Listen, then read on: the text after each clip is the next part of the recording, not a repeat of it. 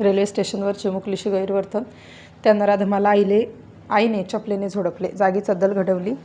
प्लॅटफॉर्मवर आपल्या लहान मुलीसोबत ट्रेनची वाट पाहत असलेल्या एका मातेने आपल्या सतर्कतेने आणि धाडसाने मुलीचे रक्षण केले आहे. एका नराधमाने लहान मुलीशी अनुचित वर्तन करण्याचा प्रयत्न केला असता आईने त्याला चपलेने चोप देऊन पोलिसांच्या स्वाधीन केलं. नेमकी घटना काय? एक महिला आपल्या लहान मुलीसह प्रवासासाठी रेल्वे स्टेशनवर पोहोचली होती.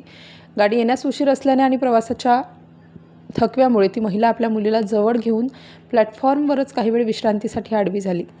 त्याचवेळी जवळच पडलेल्या एका विकृत मानसिकतेच्या व्यक्तीने संधी साधून चिमुकलीसोबत गैरवर्तन करण्याचा प्रयत्न केला. आईचे रणरागिणी रूप, मुलीच्या हालचालीमुळे आईला तात्काळ जाग आली.